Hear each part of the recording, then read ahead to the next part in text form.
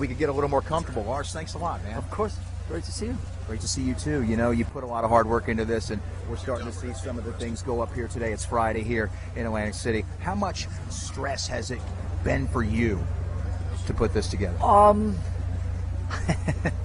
it's been a lot of hard work. I don't know. I try to not get myself too stressed out over these types of things, and I try to not think too much, and then all of a sudden, like, I'm in it and I go like, oh my God, there's something we forgot, or something that's not right or whatever. But you know, in these types of situations, I think it's best to just try to roll with it and not be too sort of, oh my God, too edgy, not drink too much tea, coffee. You know, so it's been good, it's been fun, it's chilled, everybody's in a good mood. No major issues yet so far. I mean, of course, it's only Friday. Hopefully, this is the worst of the weather for the weekend, which is what I've heard. So hopefully, we'll leave that behind here on Friday. And I'm psyched to be here. We've had this kind of on the radar for about 3 or 4 years, and I'm glad that it's finally happening. Yeah. So it's great. Couldn't think of a better place to be. So we're psyched. That's great, man. And people, I saw travel packages from all over the world. I mean, Mexico, and dude from Chile was just out here yelling to the press conference. Yeah, no, I mean, obviously, as you know, we have a lot of very dedicated and committed Metallica fans from all over the world, and part of the reason we wanted to have it here in Atlantic City, but also in sort of in the Northeast, and obviously it's central to the United States, you know, to the West Coast, it's central to Europe, it's central to Eastern Canada, and so on. So kind of, you know, obviously where the most Metallica fans are in Europe and in North America, or, you know, Mexico, Canada, and the United States. You know, the Northeast and Atlantic City, you got a city here with infrastructure, you got a city here with an airport. And with a lot of fun over there, too. Oh, yeah, you can have a lot of fun here. So I'm pretty psyched about the way this is working out so far. That's great. Now, as you played Europe, you had this on the radar, knowing you were coming back to this. And some of the things, I mean, you were doing the Black Album in Europe. How much did you have a chance to, I know you did it over here a minute ago, but to rehearse Ride the Lightning all the way through? Metallica and rehearsal are two words that don't spend a lot of time together. Right. We, you know, we're generally pretty played in. You know, we sort of, like I said before, you know, we don't sort of disappear for so long that we have to kind of work our way back up to touring shape. We're mostly playing shape and touring shape continuously. Obviously a song like Escape, which we're going to play tomorrow, which we've never played, but we sort of ran that a couple times in Europe at a few of the in the tuning rooms. We haven't played Fade to Black this year. We ran that earlier. That's a little bit of that one's a muscle memory. I mean, we know that one fairly well. The Call of Cthulhu we played a couple times last year. We have generally we're all fairly good with sort of, you know, oh, we're going to play something we haven't played. Everybody kind of does their homework, listen to it a couple times on the iPod or whatever. People come in and else we just kind of punt it and we just kind of roll with it. And you know, if you're not scared, which none of us are really scared of any of this type of stuff, or kind of intimidated, you can get away with a lot. And I think increasingly for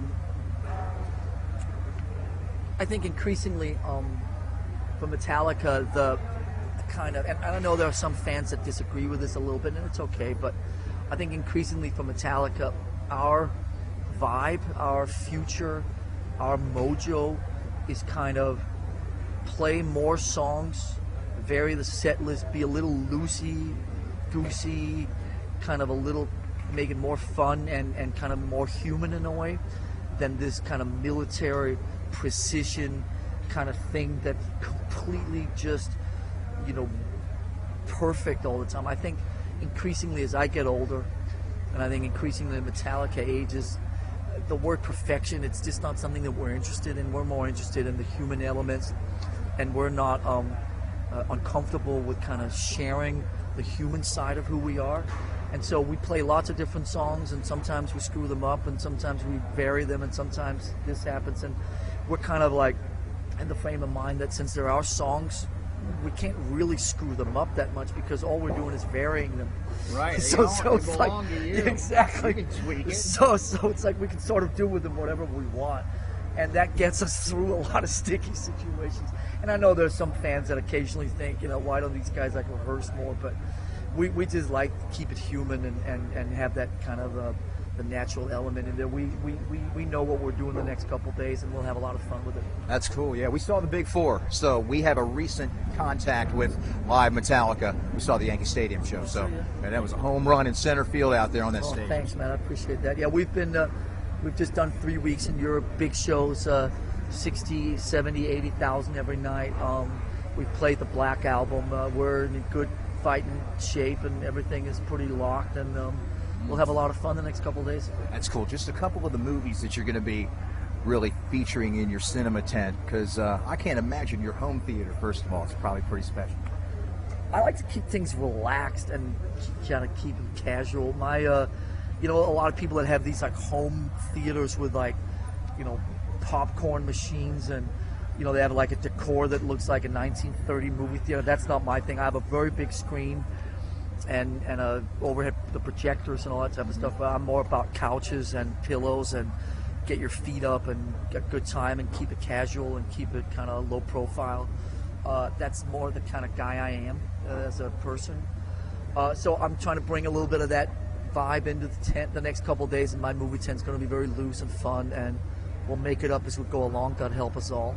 And we try to not take ourselves too seriously, and I'm certainly not going to have a super serious vibe in there. It should be a good time for everybody.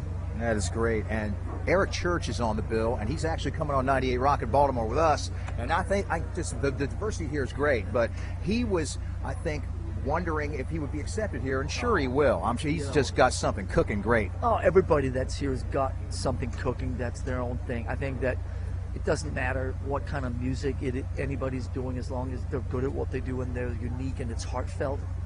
And I think that what we're trying to do is bring together a lot of bands and a lot of performers here that are heartfelt and true to themselves, true to what they play, and whether it's hard rock or heavy metal or alternative or pop or classical or punky or instrumental or bluesy, or who gives a none of those tags really matter. And I think that ultimately we just want people to have a diverse time and hopefully experience some things that they would maybe not typically experience. We try to all of us in our iPods and in our kind of musical lives, we're very, very diverse, and we want to kind of encourage people to be as diverse and as open as possible. That's cool. Lars Ulrich, thank you. Okay, great talking to you. Always appreciate you, dude.